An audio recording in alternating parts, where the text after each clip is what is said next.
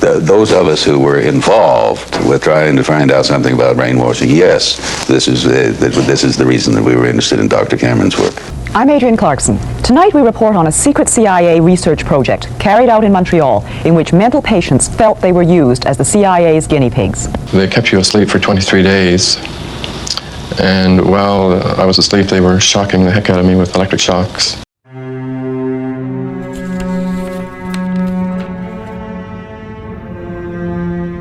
A shocking truth was buried for decades, one the CIA never wanted the world to hear. It didn't come from rumors. It didn't come from conspiracy forums. It came from declassified government files, documents stamped top secret, revealing that ordinary Americans were once used as unwilling test subjects in one of the most disturbing intelligence programs ever created.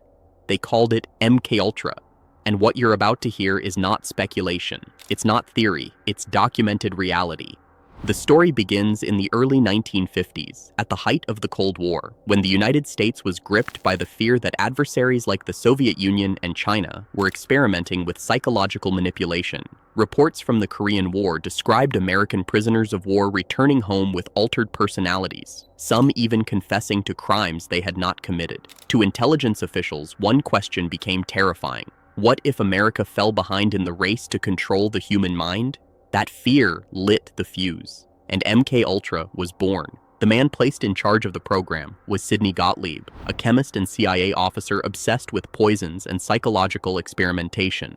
Gottlieb oversaw a vast network of experiments designed to explore mind control, interrogation techniques, and the manipulation of human behavior. MKUltra quickly expanded beyond initial small-scale studies to include over 80 institutions, universities, hospitals, prisons, and private research centers. Many of the participants in these institutions had no idea they were involved in a CIA operation. Funding was hidden, consent was absent, and the ethics of the experiments were ignored entirely. MKUltra's ambition was unlike anything previously attempted. Its goal was not simply research, it was control. And the methods used were often horrifying. One of the most infamous tools of MKUltra was LSD. At the time, LSD was a new and poorly understood substance, and the CIA believed it could unlock or manipulate the human mind. Gottlieb's team administered LSD to a wide variety of individuals, often without their knowledge or consent.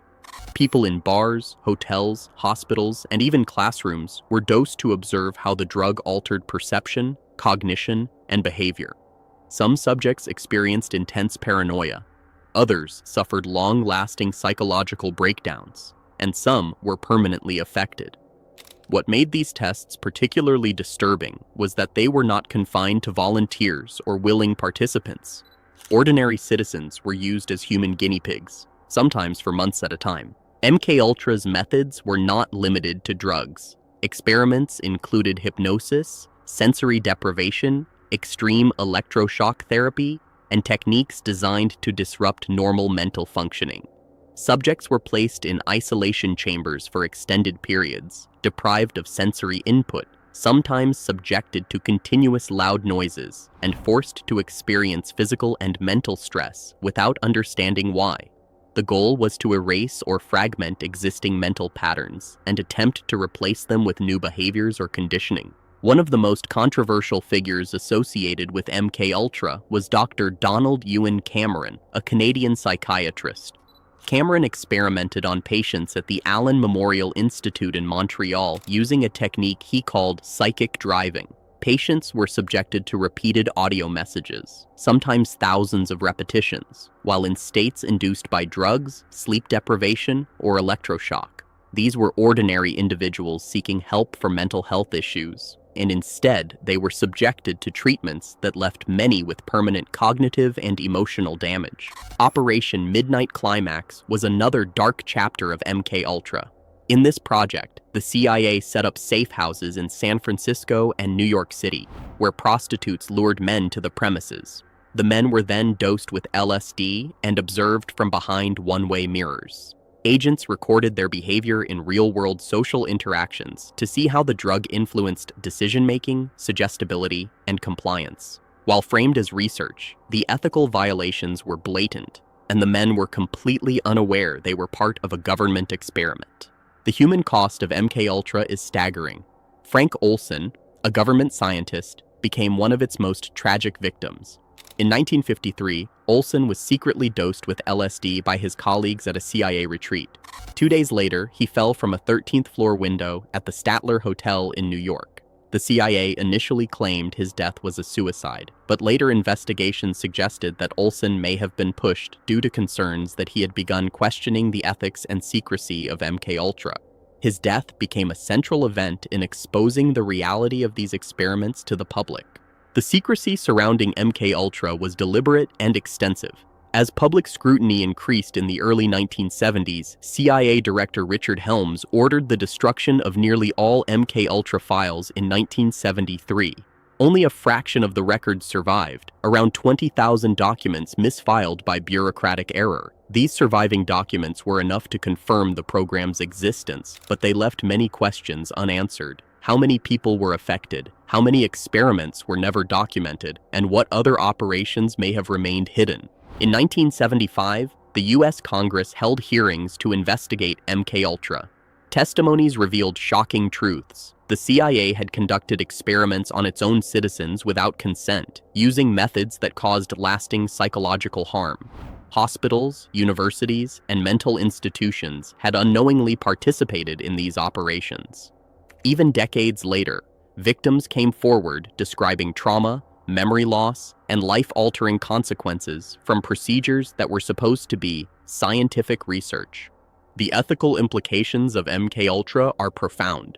These experiments violated principles that are now considered fundamental to human research. Informed consent, respect for autonomy, and protection from harm were all disregarded. Many of the victims were among the most vulnerable populations, patients seeking treatment for mental illness, prisoners, and individuals lured into government safe houses. MKUltra demonstrated how fear and perceived national security needs can be used to justify extreme violations of human rights. The program's exposure also sparked broader discussions about accountability. How could a government agency operate in complete secrecy with such disregard for ethics on its own population? MKUltra forced society to question the limits of intelligence agencies, the oversight of secret operations, and the potential dangers of unchecked power. Laws and ethical guidelines were later strengthened to prevent such abuses, but they came too late for those who had already been harmed. MKUltra's legacy is chilling not just because of what happened, but because it shows how far a government will go in the name of national security. The Cold War created an environment of fear, urgency, and secrecy, and these conditions allowed the program to flourish. Ordinary citizens were treated as data points, human beings as instruments for testing. The psychological and social consequences are still being studied, and in some cases the trauma persists across generations. Even now, MKUltra remains a reference point in discussions about government secrecy, experimentation, and ethics. Its name evokes a sense of horror precisely because it is documented and real. The human experiments, the manipulation, the lack of consent, all of these were verified by official documents, investigations, and testimonies. Unlike myths or urban legends, MKUltra's reality cannot be denied. The program also serves as a cautionary tale. Fear and the perception of imminent threat can lead to extreme actions that may be rationalized at the time but cause irreversible harm.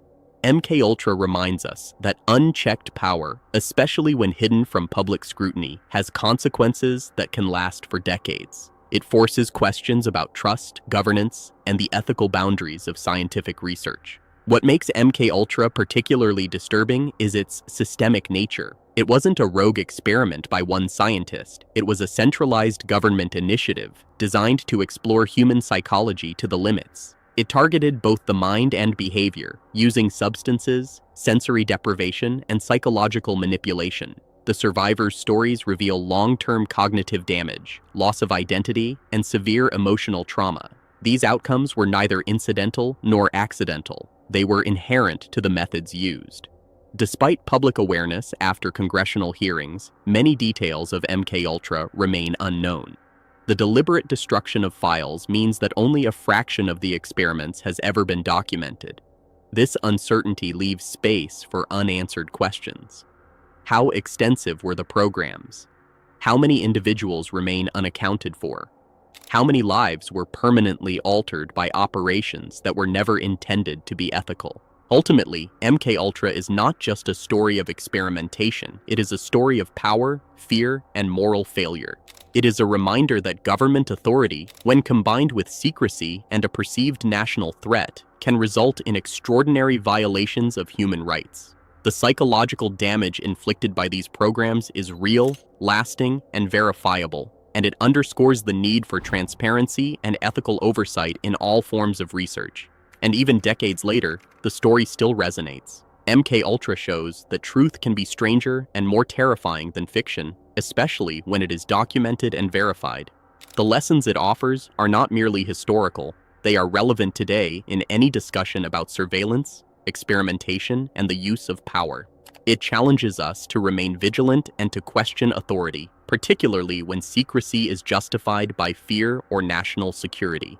In the end, MKUltra is a cautionary tale. It is a story of real people, real experiments, and real consequences. It demonstrates what can happen when ethics are sacrificed for perceived safety, and it forces society to confront uncomfortable truths about government power. The final, haunting question remains: if a program like MKUltra could happen once, in full secrecy, under the guise of protecting the nation, how do we know it won't happen again? The files may have been destroyed, the experiments may have ended, but the potential for such abuses persists, buried in bureaucracy, hidden in laboratories, and kept secret in the shadows of national security. The real horror is not that it happened, it's that it could happen again, and the world may never know the full extent. MKUltra is not just history, it's a warning written in secrecy, fear, and broken minds. A program so hidden, so ruthless, that ordinary people were used as experiments, their lives forever altered. And even now, decades later, shadows remain. How many experiments never made it into the files? Who else was affected, their identities erased from history? Could something like this be happening today, quietly, beyond our knowledge? And if it happened once, what guarantees it won't happen again? Leave your thoughts in the comments below. The truth may be buried, but the questions refuse to die. Subscribe to Nick's Narratives, because what they told you was never the full story.